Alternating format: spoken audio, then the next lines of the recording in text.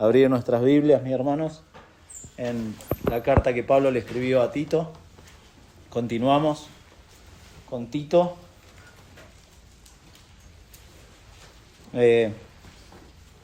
Pensaba tomar 2 versículos solamente en este día, pero está todo como muy conectado como para hacer varias divisiones en el texto de hoy. Iba a tomar versículos 5 y 6 de capítulo 1, pero vamos a leer hasta versículo 9, que es toda la parte que hoy nos tocaría. Vamos a leerlo y vamos a orar al Señor, ¿sí? Dice, ¿lo tienen? ¿Sí? ¿Lo tienen? Por esta causa, versículo 5, por esta causa te dejé en Creta, para que corrigieses lo deficiente y establecieses ancianos en cada ciudad, así como yo te mandé.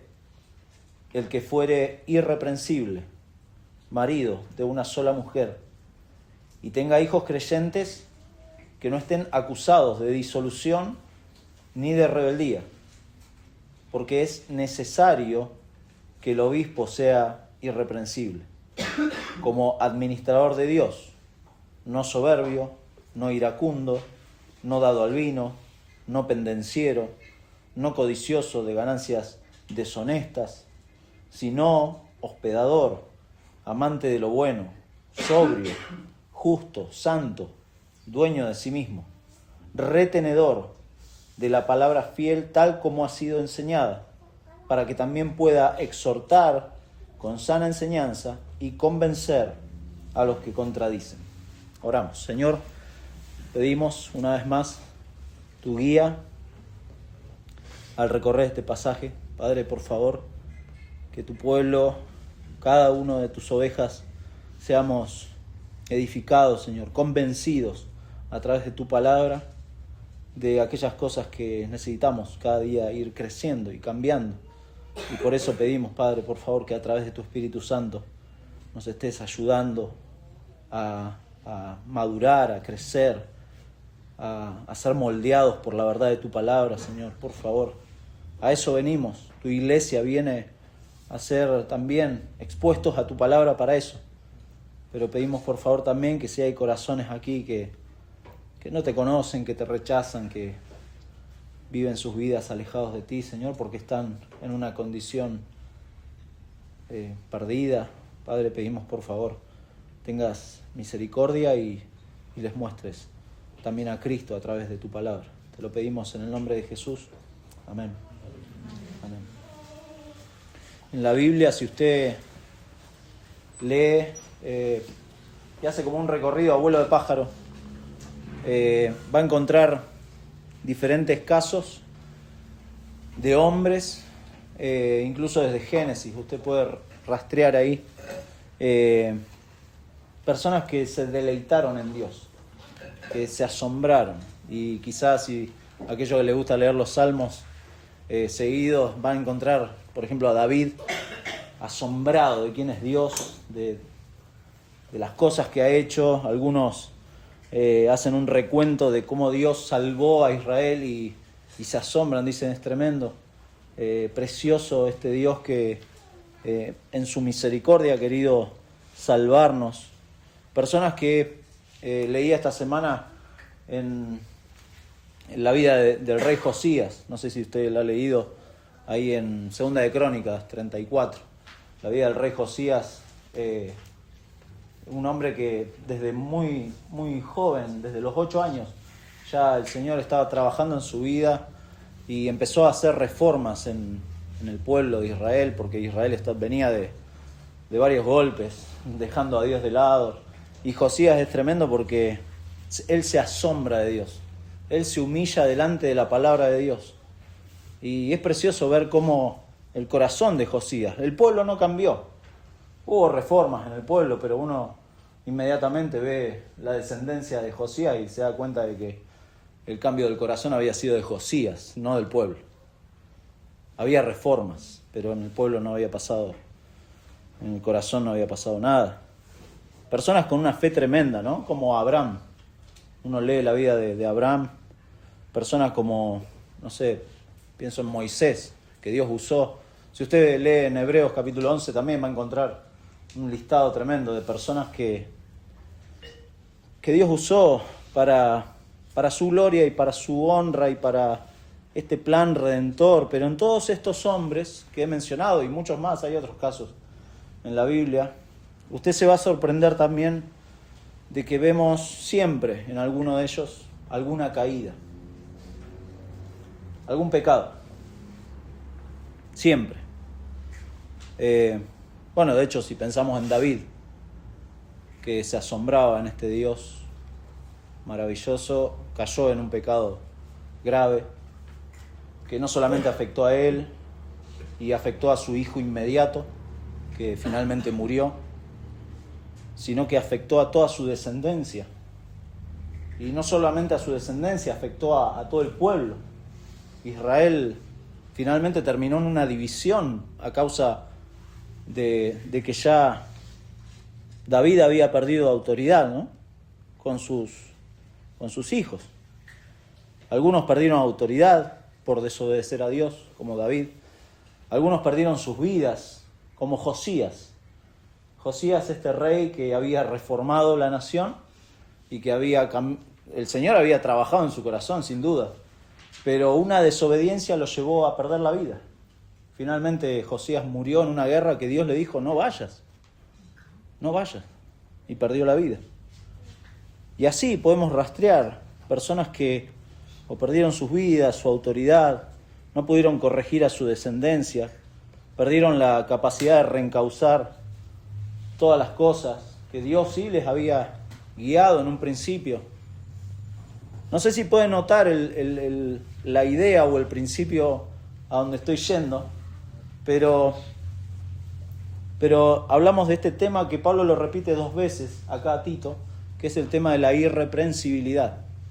Y estos hombres, lamentablemente, perdieron esta irreprensibilidad que es esencial para el liderazgo.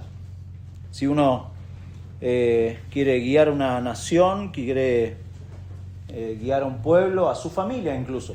Usted en su casa, si usted quiere guiar a su familia y no es irreprensible, de alguna manera eso le va a pasar factura, como decimos. Va a pasar que no va a tener la autoridad para guiar a quienes tiene alrededor suyo. Pero esto es esencial, y acá lo dice Pablo, para el liderazgo. Si uno no tiene alguna de estas características, ¿cómo uno puede tener autoridad para aconsejar y pedir bíblicamente a los hermanos que obedezcan al Señor? No podría uno hacerlo de ninguna manera. Por eso nos preguntamos qué clase de pastores se establecen en las iglesias, cómo debe ser un líder y futuros líderes, no solamente los que hoy guían a su pueblo, sino futuros líderes, para ver que la iglesia también tenga un respaldo bíblico y decir de qué manera, qué tipo de personas tienen que guiar a la iglesia. Y esto es lo que está hablando Pablo en esta parte que le escribe a Tito. El domingo pasado dijimos, y es un punto clave de esta carta, que el hecho de hablar de la sana doctrina, de la doctrina o la enseñanza que es saludable, necesariamente nos debería llevar a hablar de vidas sanas. Aquel que cree en la sana doctrina, naturalmente se va a traducir en vidas piadosas. Eso es lo que vimos el domingo pasado. Personas que buscan madurar, crecer en santidad. Y si usted se fija, esto se relaciona con estas características que vamos a ver de la clase de pastores que se requieren en una iglesia local. ¿Qué tipo de pastores se deberían establecer y que la iglesia debería elegir? Porque dijimos el domingo pasado, Dios elige a sus escogidos por medio de la predicación del Evangelio, lo dijimos. Dios les da la fe que después los mueve a la santidad. También lo mencionamos. Que ahora esa gente forma parte de un pueblo escogido por Dios. Hoy lo cantábamos y nos gozábamos de formar parte de este pueblo que hoy puede venir a cantarle a este Dios, y Dios que nos ha hecho parte de su pueblo. Ahora, ese pueblo que está orientado hacia esa santidad por causa de quién es Dios, recuerda 1 de Pedro 1, 15 y 16, somos o buscamos la santidad porque Dios es santo. Entonces un pueblo orientado a esa santidad requiere de pastores justamente que tengan estas características, requiere de un liderazgo, porque esa es nuestra identidad. La identidad del creyente nos debería llevar a pensar que la santidad es parte íntegra de mi identidad. Si a mí no me importa la santidad o es un concepto ajeno a mi vida cotidiana, bueno, yo debería replantearme otras cosas. Pero la santidad es algo que es parte de nuestra característica. Leía una frase de Martin Lloyd-Jones y me la anoté acerca del liderazgo y de la santidad. Y él decía, y cito, la santidad no es algo que estamos llamados a practicar con el fin de convertirnos en algo, sino que es algo que debemos practicar a causa de lo que ya somos. Le repito la frase, la santidad no es algo que estamos llamados a practicar con el fin de convertirnos en algo, sino que es algo que debemos practicar a causa de lo que ya somos. Y es lo que Pablo ha hablado. Dios los ha escogido para salvación y ahora eso se va a traducir en piedad, en vidas que quieren agradar al Señor. Porque la práctica de la santidad fácilmente se deja de lado cuando pensamos que la santidad es algo que tengo que hacer para convertirme en algo. Yo no sé si le ha pasado a usted, aquellos que quizá han trabajado en alguna empresa o en algún lugar con gente, cuando le van a dar, o saben, o hay entre pasillos la conversación de que le van a dar un puesto a alguien, un puesto jerárquico a alguien. No sé si se ha fijado qué pasa en esa situación. Esa persona empieza a hacer cosas, como a laburar más, y es raro porque decís, esa persona no era así antes. No. ¿Qué está pasando acá? Bueno, de alguna manera eso es lo mismo en el caso de la iglesia. No es que yo tengo que empezar ahora a hacerme el santo para lograr algo. Eso es lo que está diciendo Pablo a Tito. Le está diciendo, observa hombres que ya son así. Y la iglesia tiene que observar hombres que ya son así. No es que alguien tiene que empezar a sumar puntos para el cielo para lograr algo. Nada, no tiene nada que ver con eso, sino que la santidad es algo que practico por causa de lo que ya soy. Y entonces Pablo le escribe a Tito, bueno, en primer lugar la razón por lo cual la dejó en Creta, ahí en versículo 5, y después empieza a hablar de estos requisitos que debían tener los pastores en cada iglesia local, en cada ciudad, dice ahí, que son características, si se fija, de irreprensibilidad o de sin reproche, esa es la palabra, sin reproche tanto en lo privado como en lo público. No hay una doble vida, sino que es tanto en lo privado como en lo público.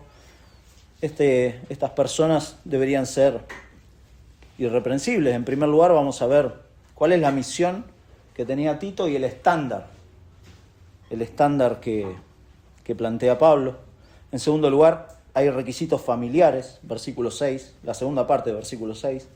En tercer lugar, las características que descalifican a una persona así, versículo 7.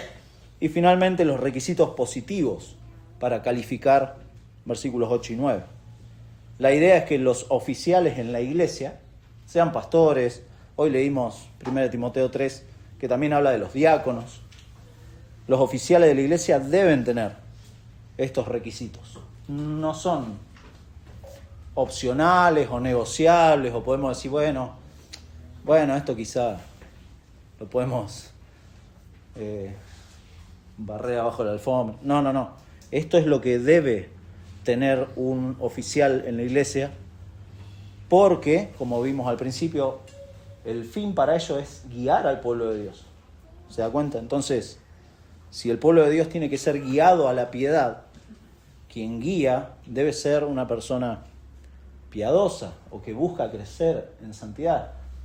No es perfecto, ¿sí? Porque si no estamos todos en el horno. Yo tengo que cerrar acá y nos vemos. Pero sí es alguien que está enfocado a eso y busca la piedad. Busca crecer en eso. En primer lugar, la misión. La misión de Tito. ¿Cuál era? Versículo 5. Por esta causa te dejé en Creta. Para dos cosas. Que corrigieses lo deficiente y en segundo lugar, establecieses ancianos en cada ciudad. Así como yo te mandé. Dos cosas muy claras que Pablo le indica. Primero tiene Tito que corregir lo deficiente.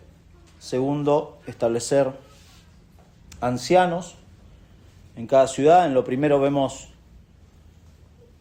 acá un detalle, un paréntesis que lo venía pensando. ¿Cómo se imagina usted al apóstol Pablo? ¿Cómo se lo imagina? Un hombre que se subía a un barco, bajaba a otro barco, subía a un barco, bajaba a otro barco, llevaba en sus espaldas las tiendas que cosían con Aquila y Priscila, y llegaba a un lugar y plantaba una iglesia, y llegaba a otro lugar y plantaba otra iglesia, y llegaba a otro lugar, y a su vez, simultáneamente, atendía a todas las familias, preparaba predicaciones. ¿Se lo imagina así? Tipo como una capa, ¿no? Tipo Superman. Un superhombre. A veces lo imaginamos así. Yo me lo imagino así, muchas veces. Pablo era un sacado, era un hombre que estaba plenamente, como dicen Hechos en una parte, dice que estaba entregado a la predicación. Era como que estaba todo el tiempo. ¿Se lo imagina así? Yo me lo imagino así a veces. Como alguien omnipresente incluso, que estaba en todos lados. Y además escribía cartas. Tenía tiempo hasta incluso para escribir Romanos, por ejemplo. Tremendo. O 1 Corintios, 2 Corintios, las más largas, ¿no? Además de eso, preparaba a hombres. A Tito, a Timoteo. O sea, Pablo era... O eso imaginamos. Estoy haciendo imaginación. O apelando a su imaginación. Puede sonar cómico, pero trágicamente a lo largo de la historia siempre ha habido cristianos, yo le digo cristianos espectadores, que esperan de los demás cristianos eso, que sean superhombres. Bueno, no existe eso. El único que incluso se limitó a sí mismo fue nuestro Señor Jesucristo, ¿no? No estuvo en todos lados al mismo tiempo y no sanó a todos. ¿Lo notó eso en los evangelios? Tenía la capacidad de poder hacerlo, pero se autolimitó. Y acá eso es notable porque Pablo se presenta de esa manera, o por lo menos da una idea de limitaciones, porque Pablo necesitaba colaboradores, porque en algunos lugares, como en Creta, había cosas que estaban inconclusas, que estaban sin completar. Esa es la palabra, corregir lo deficiente. Había cosas que no se llegaron a completar. Y una de esas cosas, que está ahí en segundo lugar, es justamente el hecho de que se debían establecer ancianos en cada ciudad. Pablo no había llegado a preparar hombres, no había llegado a guiar la iglesia para que eligiera a esos hombres, y entonces le dice a Tito, Tito, encárgate de esto, de establecer ancianos en cada ciudad. Porque si la iglesia está mal y no empieza a ordenar las cosas por donde debe, bueno, las cosas van a seguir mal. Tito, arrancá por acá, porque si no arrancás por acá, las iglesias en Creta van a seguir mal, porque no tienen una guía bíblica.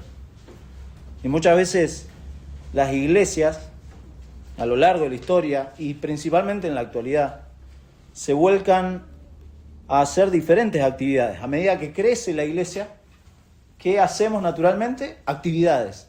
Decimos, no, tenemos muchos jóvenes. Vamos a hacer un ministerio de jóvenes. Vamos.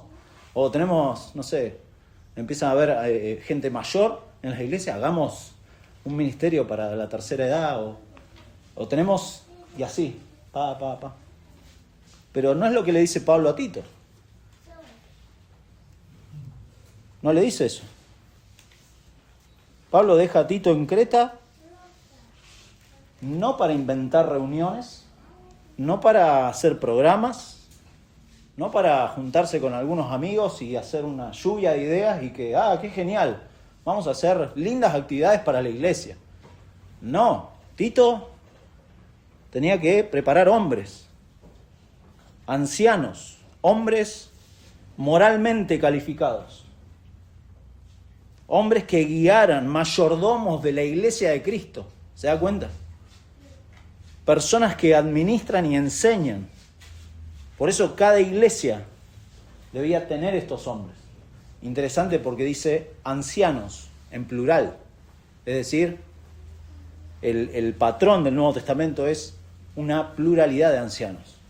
Si una iglesia, me animo a decir, si una iglesia por años pasa que tiene un solo pastor, no es una iglesia bíblica. Puede tener el título de Iglesia Bíblica Junín de los Andes, pero las iglesias bíblicas en el Nuevo Testamento muestran pluralidad. Ese es el patrón. No un anciano, sino varios hombres. Ahora, ¿cuál es el estándar de estos ancianos? Lo vemos ahí en versículo 6, en la primera parte. El que fuere irreprensible. Irreprensible. Esto significa, bueno, lo dijimos, que el anciano no es perfecto.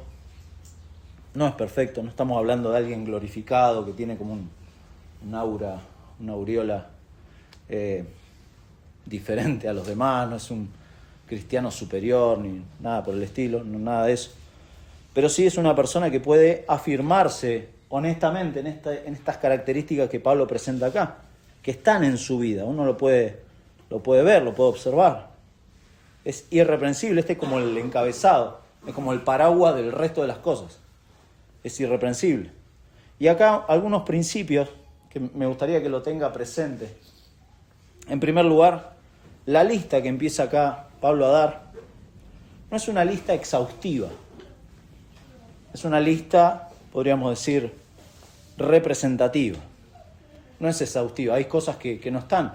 Porque uno lee la lista y dice, no dice nada de la mentira.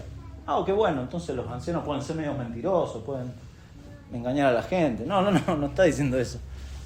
No es exhaustiva. Si tuviéramos que hablar de todas las características de santidad, tendríamos que escribir otra Biblia, ¿no? Más o menos. Pero no, Pablo no es exhaustivo en primer lugar. En segundo, esta es una lista independiente de otras listas. Nosotros hoy leímos 1 Timoteo 3. Y ahí usted tiene una lista que sirve como guía. Pero algo que me llevaba a pensar era que, claro, Tito recibió esta carta de Pablo, pero no recibió la de Timoteo. Y lo mismo al revés, Timoteo no recibió la de Tito. Entonces Tito tenía que manejarse con estas características y decir, bueno, observa esto y bueno, y manejate ahí en Creta. Esto es lo que requerimos. Esta descripción entonces tiene que funcionarle a Tito para elegir a los ancianos y lo mismo a Timoteo.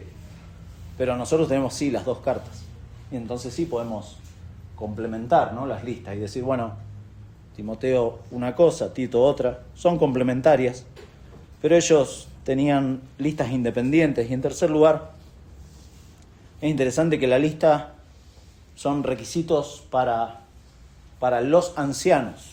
¿Amén? Ya se frenan, ¿no?, con el amén después del domingo pasado. Y está bien, sí, porque son requisitos para los ancianos, pero es un estándar para todos los cristianos.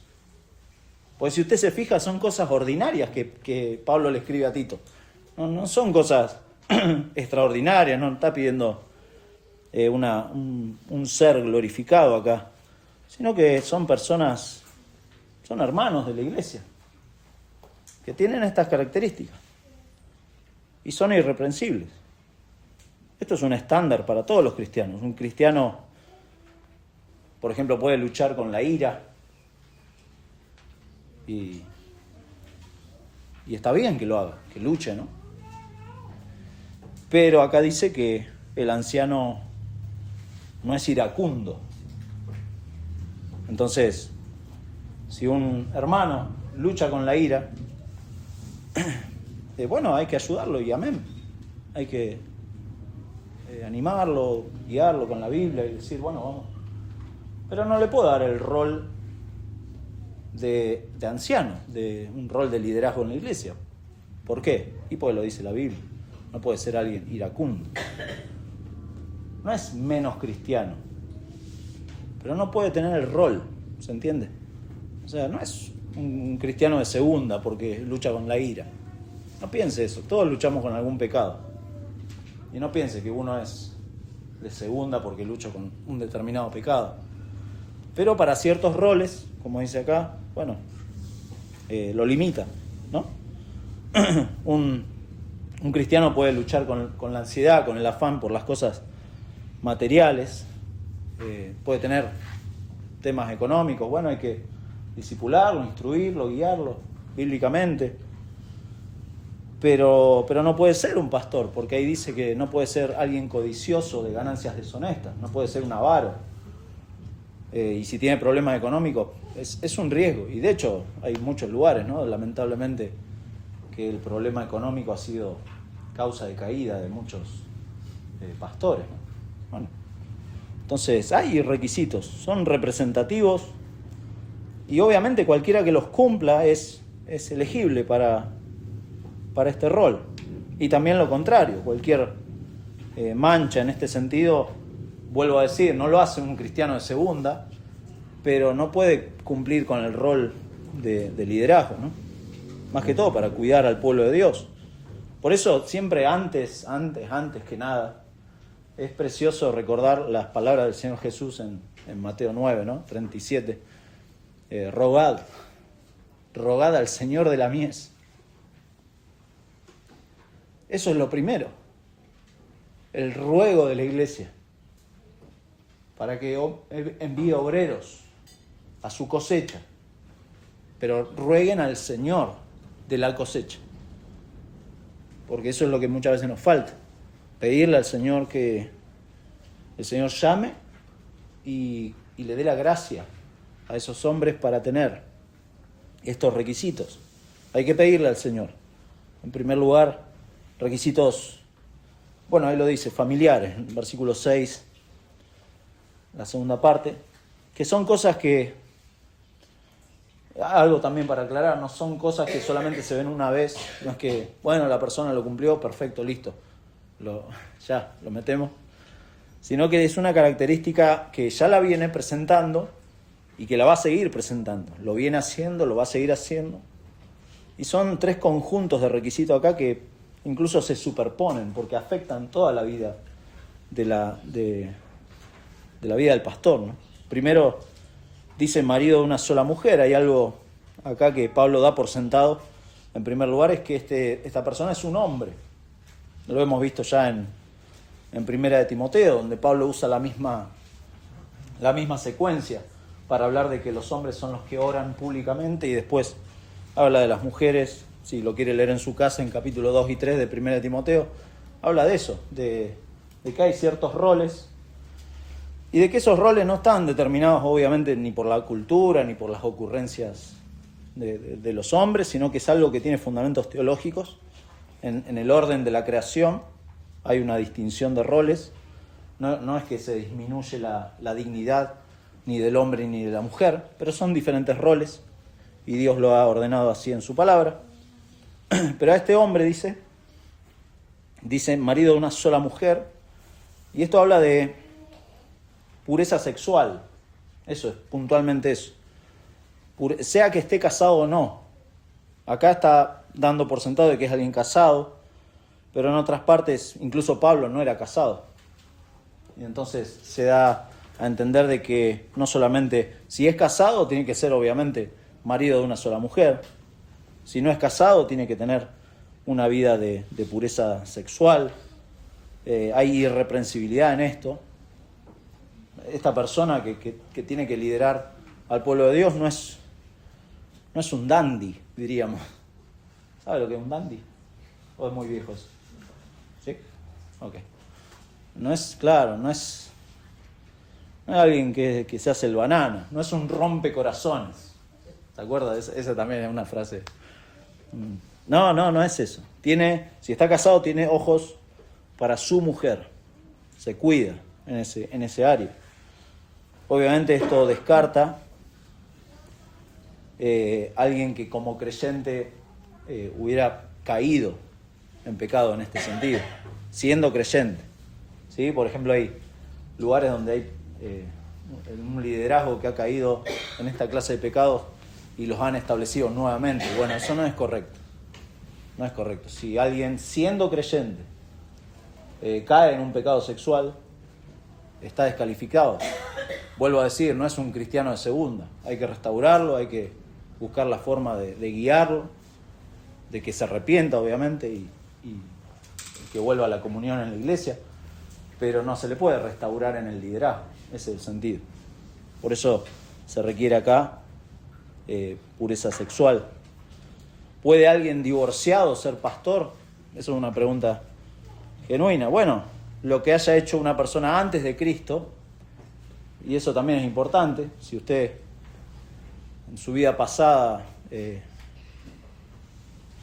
todos creo que venimos de una vida pasada, pero lo que haya hecho antes de Cristo no es una etiqueta que va a llevar toda la vida, porque en Cristo somos nueva criatura. Eso es lo que dice 2 Corintios 5. Pero sí a partir de Cristo, hay que ver una vida de irreprensibilidad. Eso es lo que dice Pablo. Y en segundo lugar dice, muy interesante, y acá me meto en un brete, dirían otra palabra. Soy de otra época. Dice que tenga hijos creyentes, que no estén acusados de disolución ni de rebeldía. Bueno, porque es un brete, porque la palabra creyente acá no está hablando de salvación. No haría justicia y no tendría coherencia con el resto del Nuevo Testamento. No es que todos los pastores tienen que tener hijos creyentes. Bueno, estamos en un problema, ¿no? Porque eso no podemos conocer el corazón de nuestros hijos. No habla de salvación. Y tampoco ni usted ni yo podemos salvar a nuestros hijos. ¿Se da cuenta? La salvación es del Señor. Y tampoco, y eso tengamos cuidado, ni usted ni yo podemos dar por sentado de que nuestros hijos son salvos. Eso lo sabe el Señor. Tenemos que tener cuidado de moralizar a nuestros hijos. Recordarles, sí, que Dios es Dios. ¿Quién es Dios? ¿Cuál es su carácter? ¿Cuál es la condición que traemos desde el vientre de nuestras madres? Eso sí, aquellos que van a ser padres, van a dar a luz un pecador o una pecadora, en este caso. Sépanlo. No es para frustrarlo ni para... Pero es una realidad. Es una realidad es la primera evangelización que tenemos. Y ánimo por ello, porque necesitan al Salvador. Eso es precioso. Pues lo van a ver en sus padres. Bueno, pero la salvación es del Señor, recuérdelo. Hay buenos materiales de paternidad, hoy está de moda. Hay muchos libros, un montón de libros.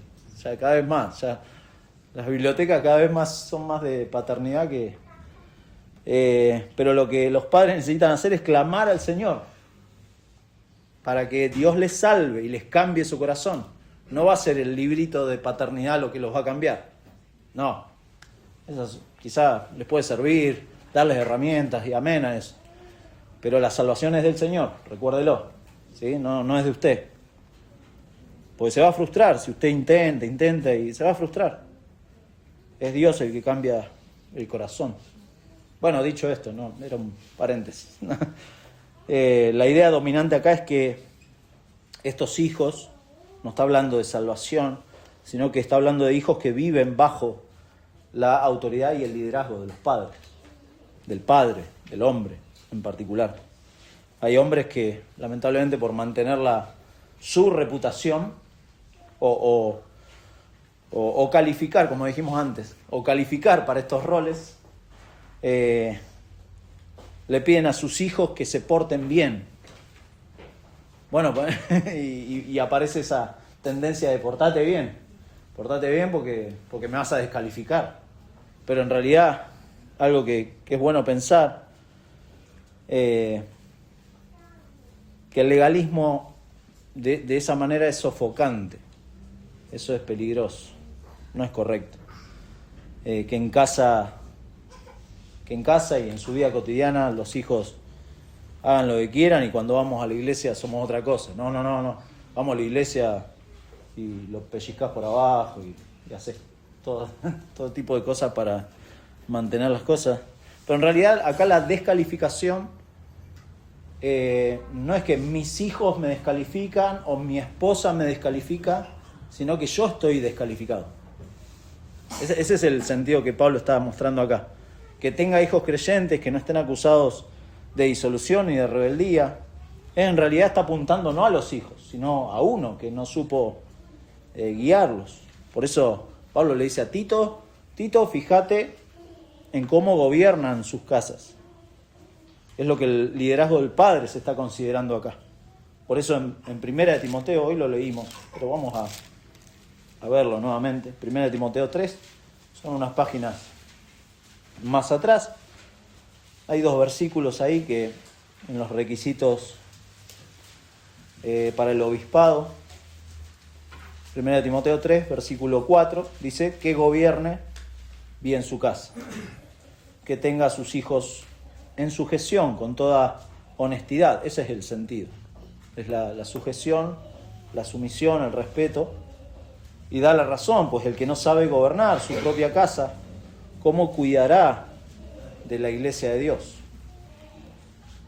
Si son hijos en casa, estos hijos acompañan, son sumisos, son obedientes, respetan la fe de sus padres, no son indisciplinados o rebeldes.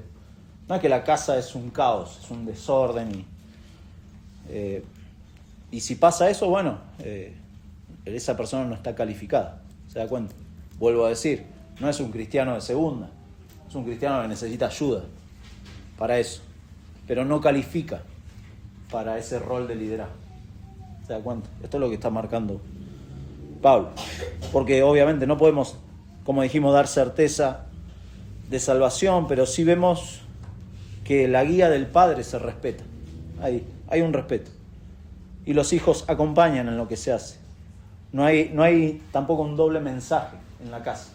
No hay un doble mensaje, ni tampoco como una tolerancia amorosa, en donde se permite la indisciplina, se permite el desorden en la casa. Pero vamos a la iglesia y...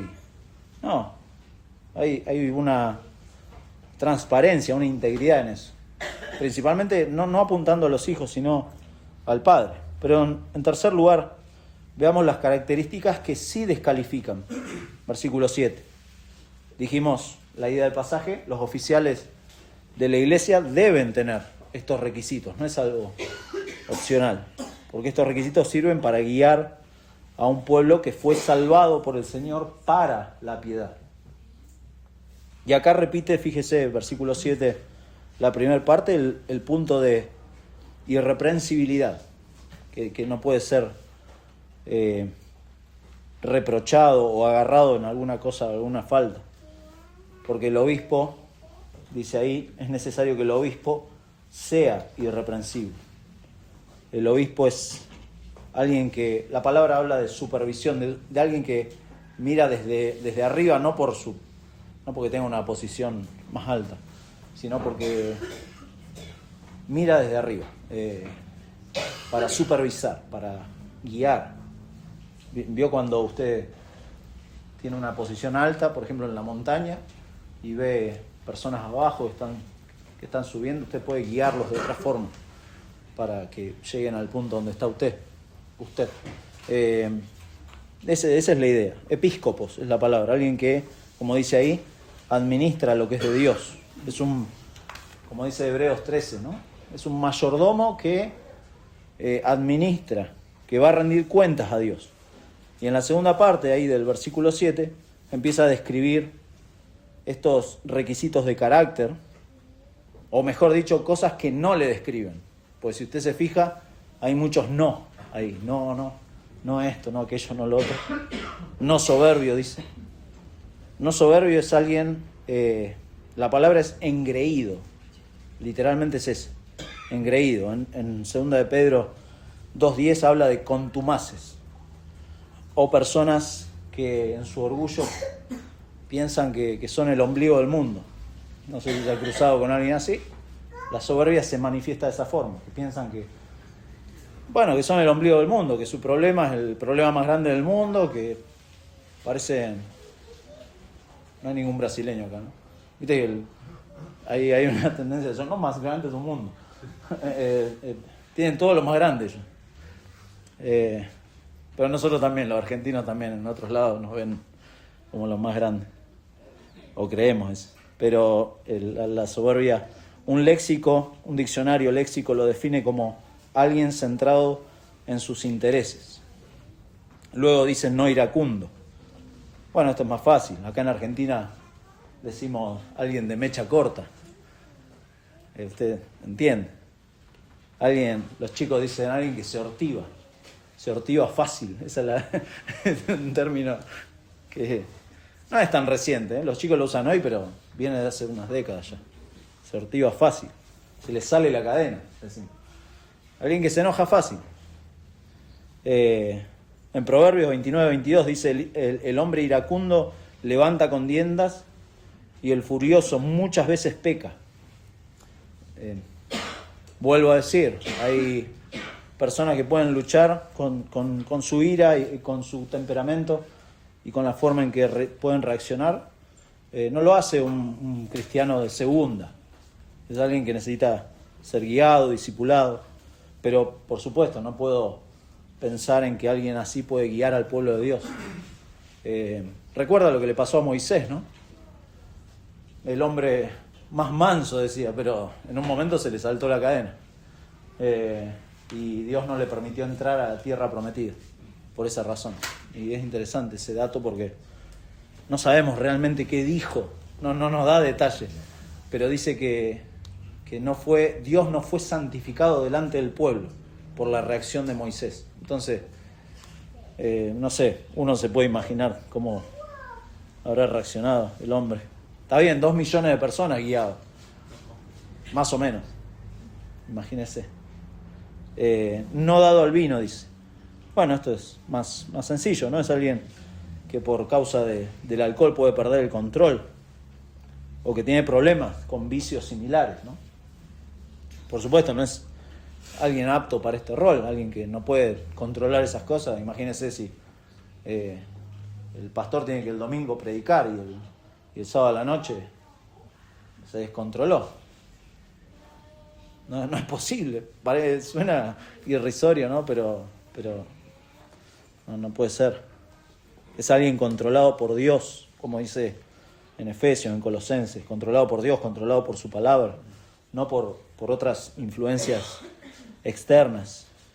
Alguien que no es pendenciero. Esto es una palabra que no usamos. Oh, qué pendenciero que sos. No la usamos. Es una palabra, sí, es una palabra fuerte. Es alguien literalmente que es cruel con los demás. Habla de crueldad. Habla de alguien que abusa de los demás. Son personas que van por la vida siempre diríamos, con las uñas afuera. Que están ahí suspicaces, siempre leyendo entre líneas, suponiendo que todos los demás están en contra de uno. Pues está centrado en sí mismo el hombre. Ojo, nos tenemos que cuidar de esto porque a veces el rol pastoral es autoaislante y solitario, y muchas veces en esa situación uno puede correr el peligro de esto y tiene que cuidarse. Tiene que recordar de que la salvación es del Señor y la obra es del Señor. Eso es fundamental. Obviamente hay momentos, como dice 2 de Pedro, ¿no? Que hay que contender ardientemente por la fe. Y está bien. Porque si hay errores doctrinales o enseñanzas malas que pueden influenciar a la iglesia, la palabra nos habla de ser defensores de la verdad, columna y baluarte de la verdad, guardianes de la unidad. Eso son cosas que están ahí. Pero esta persona no puede ser conocida por ser pleitero, por ser una persona que le encanta ponerse los guantes y no, o por ser rebuscado en buscar, como decimos acá, hoy estoy con las frases, la quinta pata al gato. Me da gracia esa frase, ¿no? Imagínense, buscándole, siempre tienen 4, a menos que le pase algo. Así que no hay que buscarlo. Por eso, 2 de Timoteo, acompañados son una página atrás. 2 de Timoteo, capítulo 2. Pablo le dice a Timoteo, justamente le habla de esto, y le aconseja. En versículo 22 de capítulo 2 le dice, huye de las pasiones juveniles, sigue la justicia, la fe, el amor, la paz. Versículo 23, pero desecha las cuestiones necias e insensatas. No te prendas, Timoteo, en tonteras, sabiendo que engendran contiendas, dice, que engendran más problemas.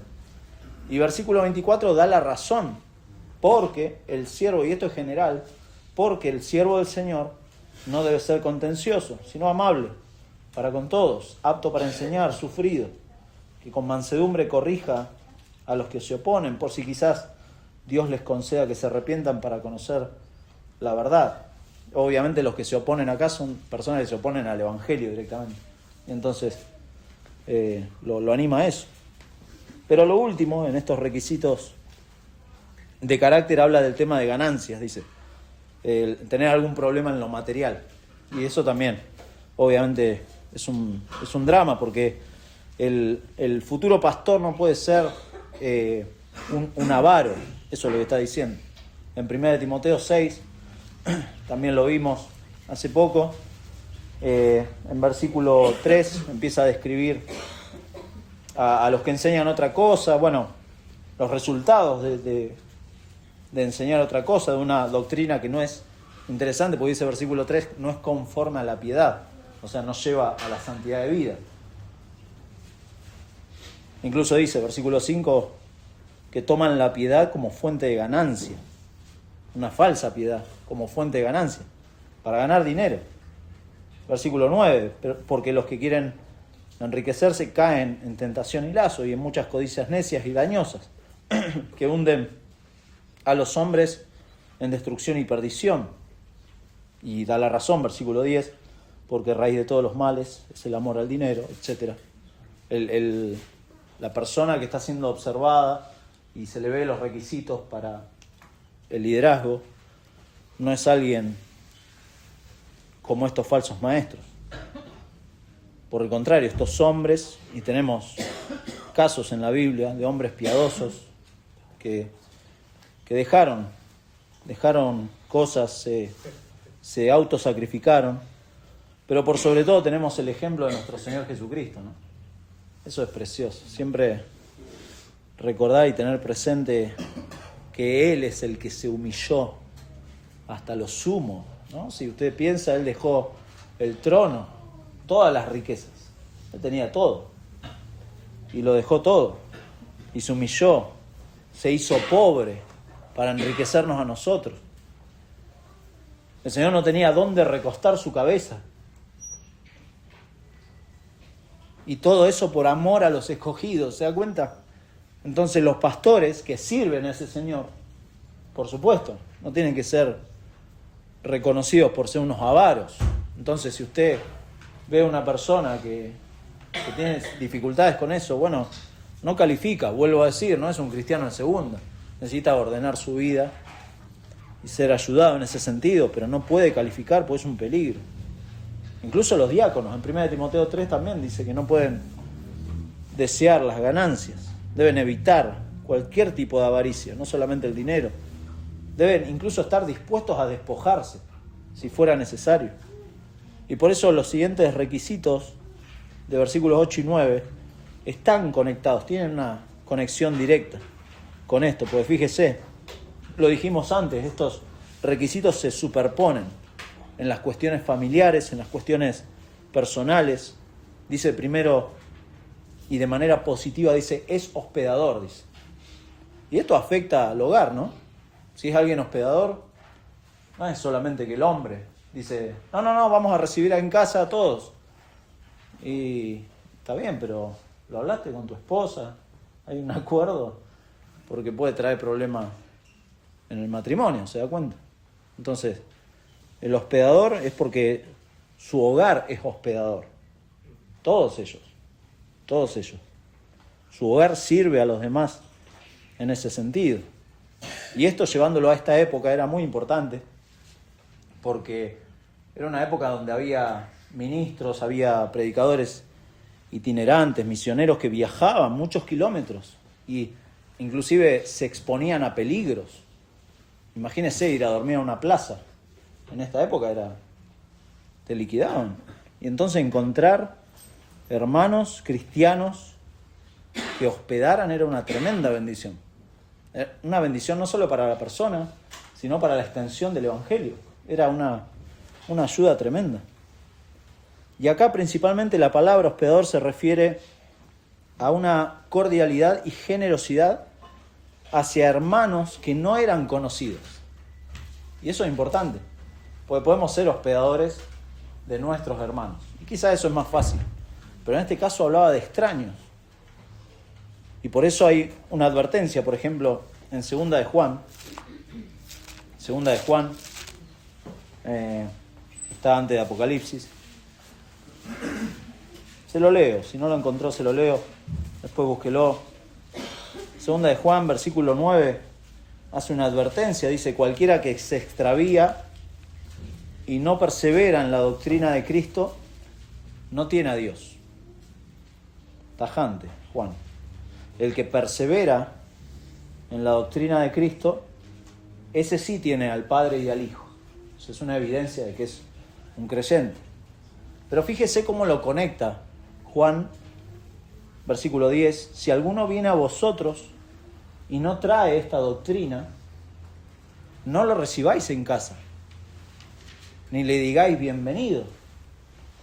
Porque el que dice bienvenido participa en sus malas obras. ¿Se da cuenta? Es como recibir, no sé, a alguien, no sé cómo harían en esta época, pero es preguntarle qué mensaje está llevando, qué evangelio está predicando. Si es un testigo de Jehová o es un mormón, no le abran la puerta de la casa alegremente, porque puede ser de mala influencia para su familia. Está bien que lo atiendan ahí en la puerta de la casa, pero en particular los mormones quieren entrar a la casa y tienen una intención, es una estrategia que usan este tipo de sectas, de entrar a la casa. Y esto es importante, la advertencia de ser hospedador, pero tampoco ser ingenuos, ¿no? No ser ingenuos en ese sentido. Es amante de lo bueno, dice, o ama lo bueno, ama lo puro, como Filipenses 4, ¿sí? En esto pensad en todo lo bueno, en todo lo puro, en todo lo amable. Porque el hombre que le gusta o ama lo que el mundo le gusta o lo que el mundo ama, principalmente si son cosas cuestionables, bueno, eso debería encendernos alarmas y no podría ser una persona que guía a la iglesia. Estamos pensando en eso. Alguien sobrio, dice, serio, moderado, prudente, evita los extremos. Quizá un extremo no es siempre un payaso, pero tampoco ese es un ejemplo. No es siempre un payaso, viste, que siempre anda haciendo chistes, pero tampoco es alguien que anda todo el día llorando y como con culpa. Son extremos. No, es alguien moderado, alguien que evita no ser prudente, justamente. Sabe discernir el momento apropiado en donde es válido un chiste. No estaba mal hacer una broma con los hermanos. Los hermanos que viajamos a Puerto Madryn pueden dar fe de que fue. Pero hay tiempos, momentos apropiados.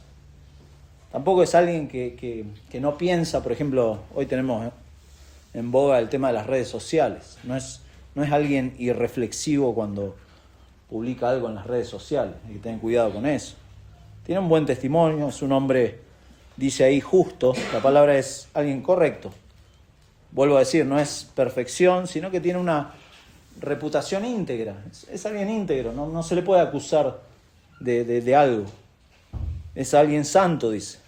Santo no está ahí hablando de alguien glorificado, de nuevo.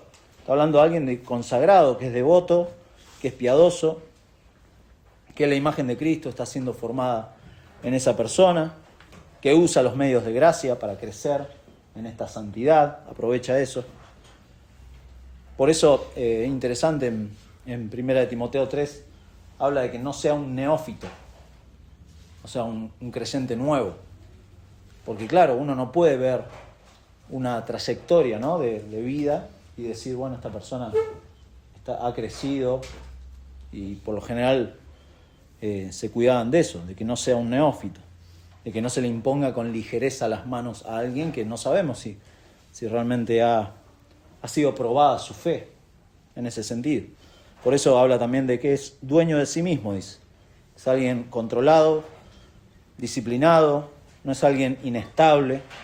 No es, hoy se usa, los jóvenes y los no tan jóvenes usan la frase que me colgué. Y usted sabe, yo lo he dicho ya varias veces, que a mí no me pone bien cuando dice alguien, me colgué. Ahora, cuando una persona, está bien, se puede colgar una vez, pero una persona cuando su patrón de vida de colgarse de todo, ¿viste? Me colgué, lo escuchás varias veces, decir, ¿qué está pasando acá? Se está colgando mucho. Tiene un bug, dirían los jóvenes, ¿no? No tiene un lag o algo así. No, es alguien dueño de sí mismo, dice. Dueño de sí mismo, controlado, disciplinado, que busca los intereses de los demás, no los suyos. ¿Sabe por qué? Porque este tipo de personas son los que van a persistir en la tarea que tienen que hacer acá en Creta y en cada iglesia local. ¿Se da cuenta? La iglesia tiene que elegir este tipo de hombres porque tienen que guiar a la iglesia. Es muy importante la tarea como para tomársela livianamente y decir, bueno, no, elijamos a fulano, mengano, son repiola, son buenos tipos, ¿no? No, la verdad que, pero los conocés, no, pero son buena gente, labura bien, pero los conocés, no. Por eso lleva tiempo, ¿no?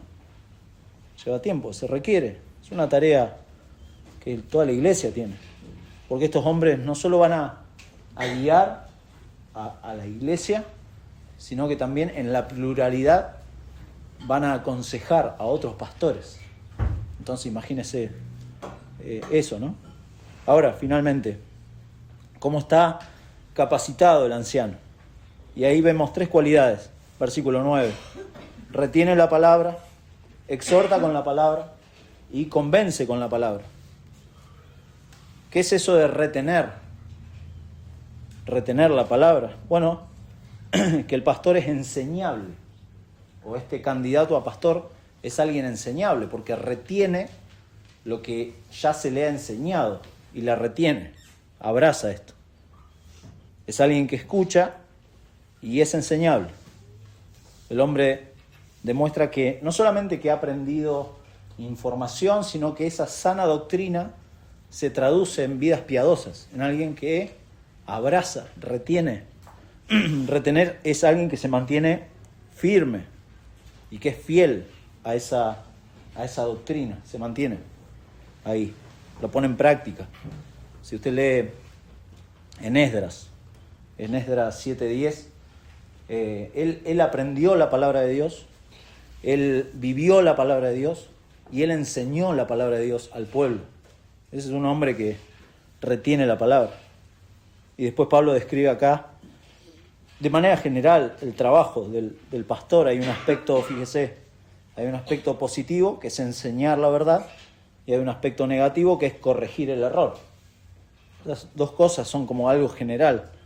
Exhortar, dice, que es la tarea que hace el Espíritu Santo. Exhortar es paracaleo, que es acompañar a alguien, es ayudar a ver el problema y dependiendo del problema, obviamente, presta esa ayuda. Es perfeccionar a los santos para la obra del ministerio. Eso es lo que hacen los pastores. Este hombre tiene que exhortar. Ayer hablábamos con los hermanos. Pues suena como una palabra dura, ¿no? Exhortar. Pero exhortar es animar, es instruir. A veces es confrontar. Exhortar es eso. A veces hay que confrontar.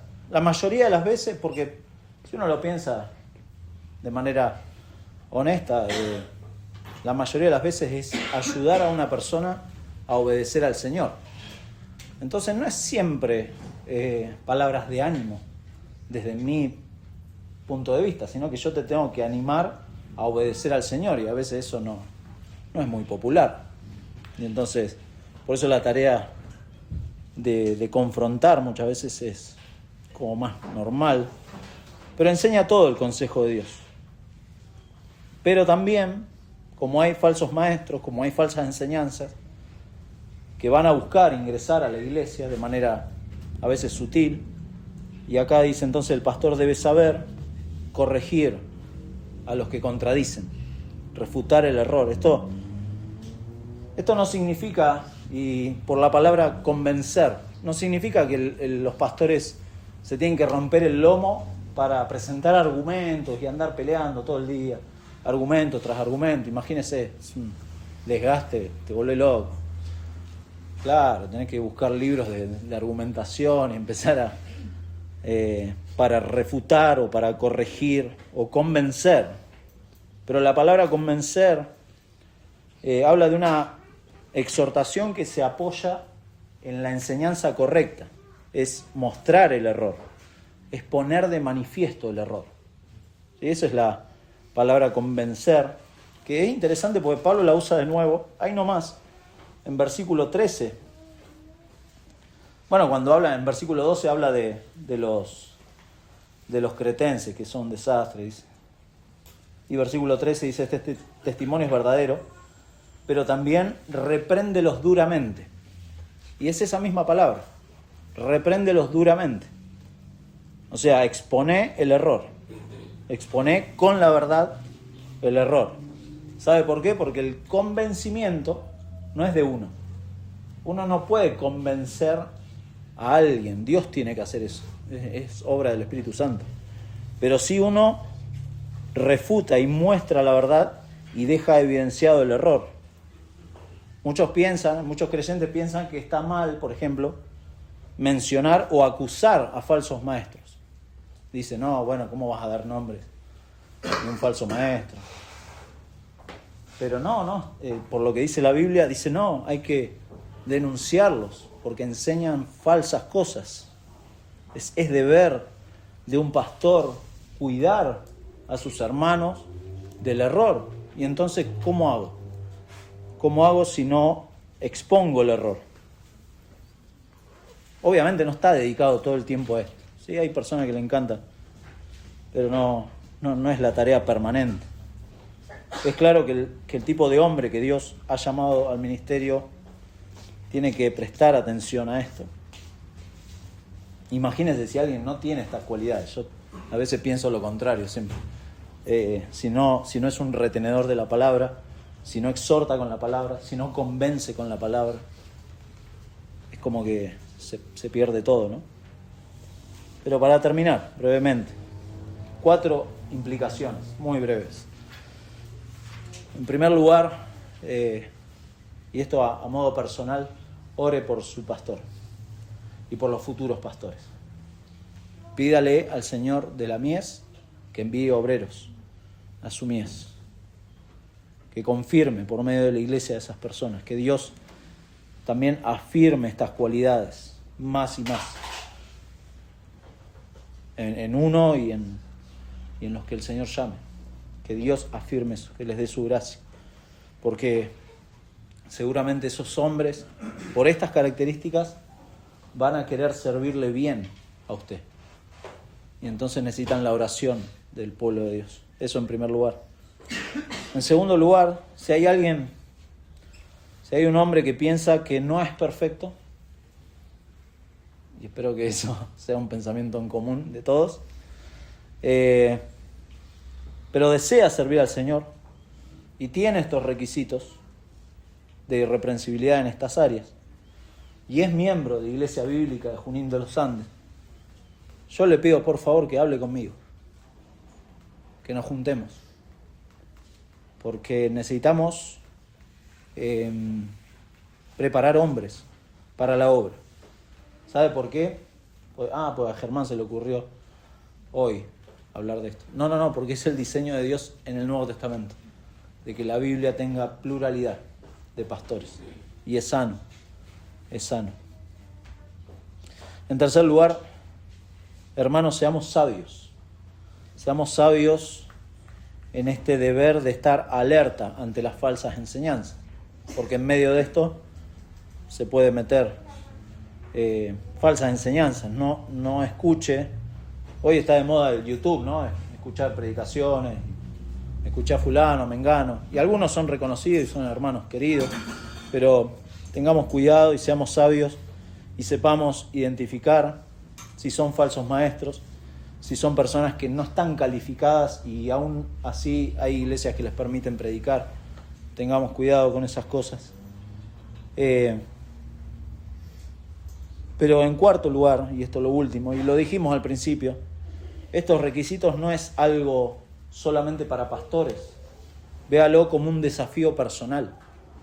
Véalo como un desafío personal, que estos requisitos sean algo que usted diga de corazón, que usted diga, yo quiero ser ese hombre, yo quiero ser esa mujer para servir a Dios. No solamente para tener un título de algo, sino porque quiero servir a Dios. Y de hecho servimos a Dios en muchas áreas de nuestra vida.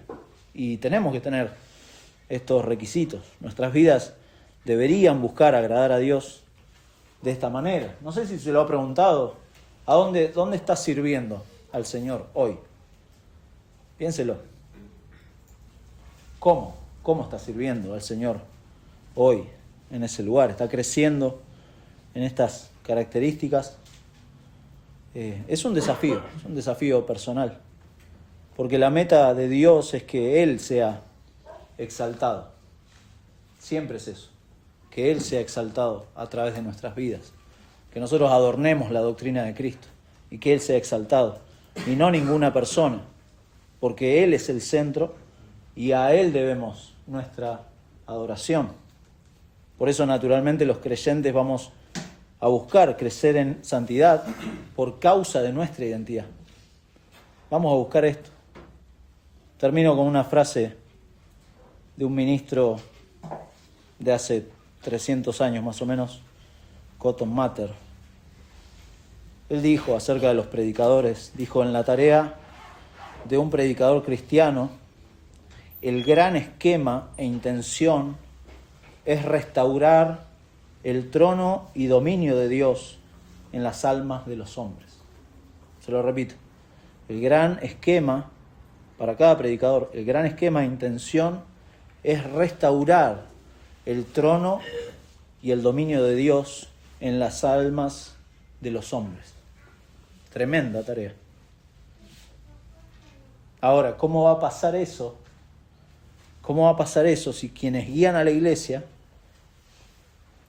pero que también tenemos hermanos que discipulan, que buscan guiar a otros a seguir a Cristo, no tienen en claro que el trono y el dominio de Dios se debe reflejar en nuestras vidas?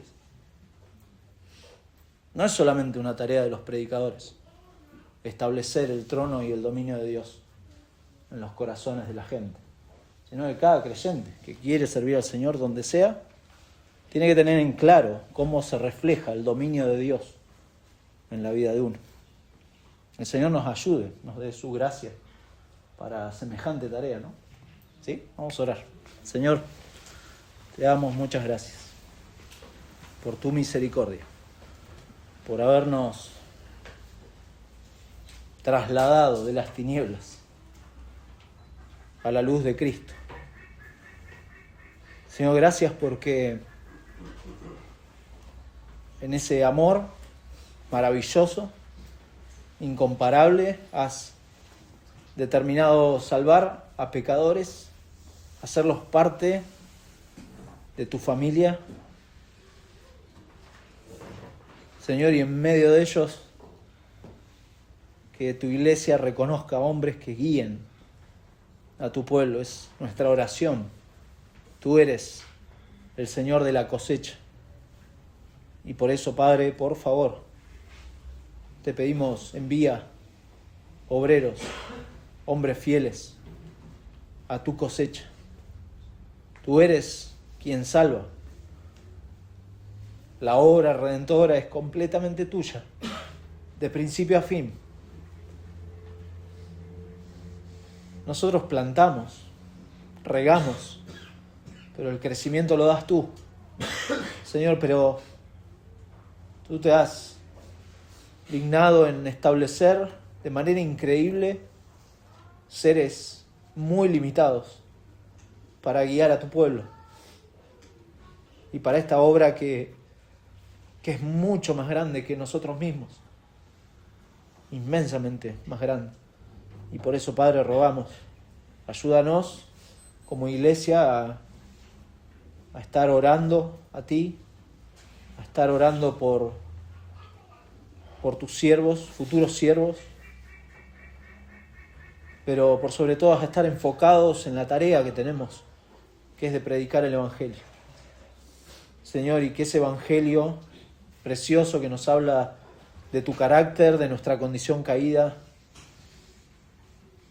de que la única forma de acercarnos a ti es por medio de Jesucristo, de que la única forma de obtener perdón y vida eterna es arrepintiéndonos de nuestros pecados. Señor, ese Evangelio esté obrando en aquellos corazones que están aquí y no te conocen. Y no te conocen, Señor, que primeramente tu Evangelio, que es el poder tuyo para salvar a cualquiera que cree, esté siendo efectivo, Padre. Tú puedes, tú sabes, porque tuya es tu iglesia. Señor, ayúdanos, por favor, en todas estas cosas, que podamos crecer, que nos des en tu gracia la capacidad de ir madurando todo lo que vamos aprendiendo, que cada domingo que pasa no sea simplemente adquirir una nueva información acerca de algún pasaje determinado, Señor, sino que realmente nos enfrentemos a tu palabra y veamos en ella tu gloria y la importancia de ser parte ahora de tu pueblo, Señor. Muchas gracias por tu amor en Jesucristo, Señor, y en su nombre oramos y decimos amén. Amén.